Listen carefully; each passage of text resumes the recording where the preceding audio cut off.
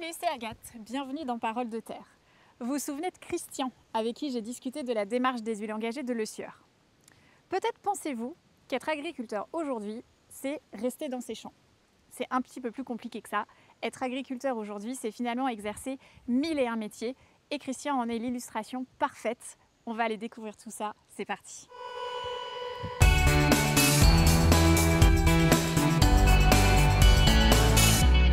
Bonjour Christian. Bonjour Agathe. Merci encore de m'accueillir. Alors aujourd'hui j'aimerais qu'on parle d'un sujet un petit peu particulier parce que je me suis rendu compte que en discutant avec toi mais aussi avec tous les agriculteurs qu'on a pu rencontrer par ailleurs dans nos vidéos, en fait vous êtes agriculteur, d'accord, mais en fait vous faites aussi plein de choses qui sont complémentaires et qui sont liées à ce métier d'agriculteur et dont on n'entend pas assez parler. Donc est-ce que tu peux nous raconter un peu tout ça? Parce que toi tu fais beaucoup de choses. Oui, mais en fait, un agriculteur, c'est un chef d'entreprise qui doit gérer une entreprise sur le plan économique, social. On peut avoir des salariés. La pratique de notre métier se fait dans un cadre réglementaire très encadré, voire trop encadré, si je dois dire ma pensée, puisque aujourd'hui, nos choix sont dirigés par ces politiques-là. Donc, on doit réfléchir bien en amont sur le choix des cultures qu'on va mettre en place. Donc tout ça, ça demande un travail administratif très compliqué pour faire du secrétariat, faire de l'informatique, faire de la communication, faire de la comptabilité, de la gestion, de l'investissement. Voilà, tous ces métiers-là sont des métiers que... Et souvent, il y a beaucoup d'entreprises où ça reporte sur une personne. Sachant que la réglementation continue d'évoluer sur le plan sécurité, réglementaire. Et pour les appliquer, il faut aussi qu'on soit formé. Donc dans le même temps, il faut qu'on suive des formations pour être au point sur ces sujets. Alors, si on repart sur ton métier d'agriculteur, c'est quoi tes différentes tâches en tant qu'agriculteur? Et la base de notre métier, malgré tout ce qu'on a dit avant, c'est quand même de s'impliquer au maximum dans l'agronomie et de remettre l'agronomie au cœur de la réflexion. Alors justement, vous cultivez quoi ici sur votre exploitation? Alors nous, on cultive du blé, donc on fait de la farine C'est qui le patron avec la coopérative de Mansle. On fait du soja pour Sojation, on fait des huiles engagées pour Le Sieur, du tournesol, on fait du colza, on fait du maïs popcorn, des lentilles, voilà, donc de l'orge, voilà. Et la petite nouveauté de cette année, que tu m'as soufflé à l'oreille tout à l'heure? Alors cette année, on mène une petite expérimentation un peu confidentielle. Donc on a mis en place une petite surface de cacahuètes. Voilà. Et tu me parlais aussi des expérimentations que tu fais sur blé et tournesol, c'est ça? En fait, on fait un peu de l'addiction familiale sur l'expérimentation. Donc en fait, on aime essayer de mettre au point des nouvelles solutions, tester les nouvelles variétés, la façon de les conduire, les itinéraires. Voilà, on fait ce travail collectif pour... essayer de trouver les solutions les plus durables pour les agriculteurs. Alors quand je parle de durabilité, c'est qu'il faut que ça soit économiquement viable pour l'agriculteur. Il faut qu'il y ait un effet éventuellement, qu'il y ait un effet sur l'environnement, des pratiques plus durables, mais il faut aussi que socialement ça soit acceptable. C'est-à-dire on ne peut pas défendre des modèles aujourd'hui où on va nous demander plus de temps de travail, alors que la demande sociétale aujourd'hui c'est plutôt de travailler un peu moins. Alors si on reste au niveau de tes champs, il y a aussi toute cette question de cette gestion du matériel agricole.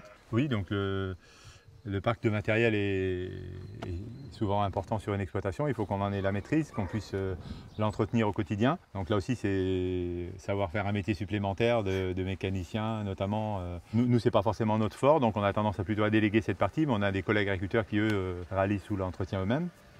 Alors à l'échelle de ton exploitation, j'ai entendu aussi que tu avais des projets aussi qui étaient en cours, sur lesquels tu travaillais. Oui, alors on a un projet de production d'énergie renouvelable. On souhaite mettre une canopée en place, c'est-à-dire de l'agri-photovoltaïsme sous lequel on continuera à produire ce que l'on produit actuellement sur l'exploitation. Donc c'est un petit projet de 3 hectares où on aura 3 hectares avec des ombrières et 3 hectares sans ombrières. Et comme on fait déjà beaucoup d'expérimentations, c'est d'ailleurs pour ça qu'ils sont venus nous voir. Donc on va mener des expérimentations pour comparer la production des différentes cultures sous les ombrières et sans les ombrières. Notre objectif, c'est de continuer à produire autant au niveau agricole et en même temps produire de l'énergie. Si on sort de ton exploitation agricole, a priori, tu as d'autres métiers en parallèle? Oui, voilà, donc des métiers qui sont liés forcément au métier d'agriculteur, puisque ma passion, c'est de pratiquer de ce métier et de le défendre au quotidien. Donc voilà, je suis investi dans la filière Oléopro à la FOP, aussi à la GPM. Je suis aussi président de la Chambre d'agriculture de la Charente avec une équipe d'élus jeunes et dynamiques. Voilà, donc toujours pour développer la production agricole à échelle départementale, mais aussi régionale et nationale.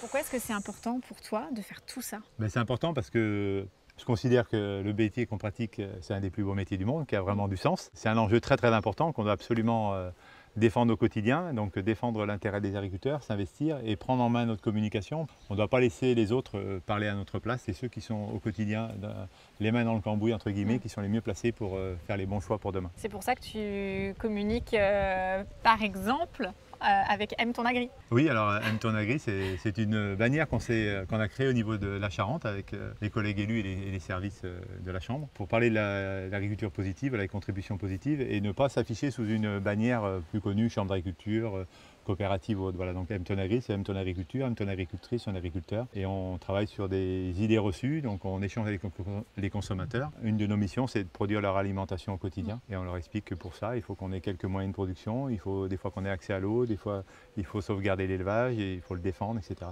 Tout ça, c'est important. Christian, merci. Je vais te laisser parce que oui, tu es hyper occupé, tu as beaucoup de choses à faire, j'ai bien compris. Donc merci beaucoup. Merci Agathe. Et puis ce soir, c'est marché de producteurs de pays. Là aussi, on va aller à la rencontre des consommateurs pour leur expliquer que nos produits sont les meilleurs. Ok, bon courage alors, merci. Merci. Parole de terre, c'est tout pour aujourd'hui. Si vous aimez les agriculteurs français et êtes curieux de découvrir leur quotidien, eh bien abonnez-vous à notre chaîne YouTube Terre Oléo Pro, likez, partagez et à très vite pour de nouveaux épisodes. Salut!